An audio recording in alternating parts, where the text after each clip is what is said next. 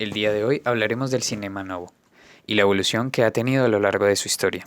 Para empezar, debemos conocer un contexto social, político y cultural que nos ayudará a entender por qué nace este fenómeno dentro del cine y cómo podemos comprender la actualización de este durante las diferentes épocas. Consideramos entonces que el cine se define como el arte de crear y proyectar por medio de imágenes historias. El cine suele ser dividido en multitud de géneros, según ciertas características y similitudes entre las películas: estilo, tema, intencionalidad, público, forma de producción, como cine de animación, comercial, policíaco, de acción, de ciencia ficción, romántico, documental, experimental, entre otros. El cine inició como tal en el siglo XIX, cuando en 1995 los hermanos Lumière proyectaron en una función pública varias de las escenas cotidianas de su tiempo: la salida de los obreros de una fábrica, la demolición de un muro, la llegada de un tren, la partida de un barco. Desde entonces, el cine ha evolucionado enormemente. De la primera etapa de cine mudo, pasamos al cine sonoro, y de allí llegamos al cine de color. Actualmente se ha desarrollado además el cine digital y el cine 3D y 4D. El cine como el arte es la forma en que las sociedades se narra su historia, problemas o circunstancias a través del discurso audiovisual. El cine es el reflejo del tiempo en que vivimos, de nuestras preocupaciones y nuestros anhelos a niveles personal o colectivo. Por otra parte, el cine también ha pertenecido a la industria, que es la que se encarga de explotar como actividad económica todo lo que envuelve el cine, como la producción, distribución y exhibición de películas.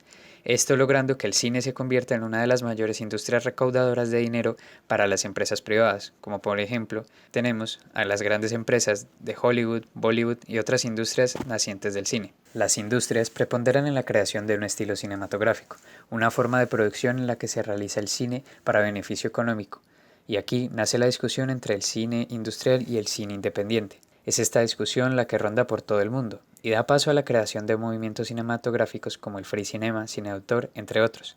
Alrededor del mundo se habla entonces de la pureza del cine y de las diferentes marcas que deben existir en el cine de industria y cine propio, que exalte la representación propia del autor. De esta idea general nace a finales de los 50 el cinema novo, que emerge como un movimiento que se opone principalmente al cine norteamericano, al interpretar que este es una industria monstruosa que reproduce los intereses ideológicos norteamericanos y los plasma en una joven audiencia latinoamericana, generando una falsa ilusión de una realidad poco común. Esto entraba en contradicción con aquellos cineastas que a conciencia sabían de su contexto social, histórico y de clase, distinto al que plasmaba dicho cine industrial, ya que creían que esta arte era responsable de revelar y desenmascarar las condiciones en las que se encontraba su pueblo, y así generar un despertar social de esa dependencia hacia dicha industria. La idea de salirse de los estándares propuestos por el cine estadounidense cautivó a los cineastas de esa época.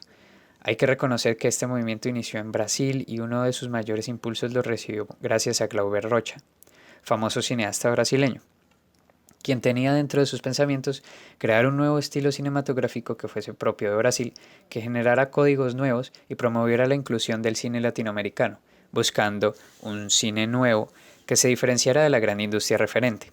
Glauber, de la mano del Cinema Novo, propone una estética distinta que expresa antes que represente las miserias e injusticias latinoamericanas, siendo así auténticas con las realidades vividas y que contribuya a su reconocimiento verdadero y afectivo.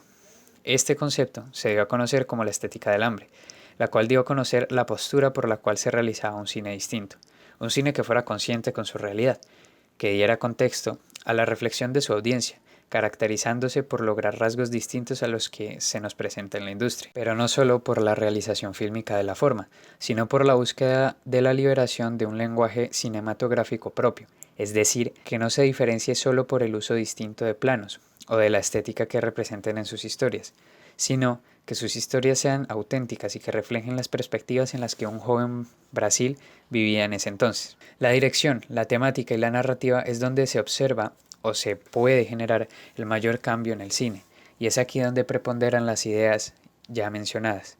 Este impulso que recibió el cine ayudó a crear nuevas generaciones de cineastas que querían hacer un cine propio de su entorno social.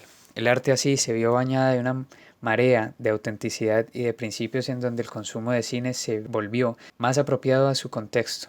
y dio lugar a nuevas formas de realización. El avance del cine latinoamericano vino gracias a estos movimientos que dieron cabida a perspectivas distintas de realización y llenaron el arte latinoamericano de una especie de sentido de pertenencia por aquello que están realizando, una sensibilidad por su contexto social.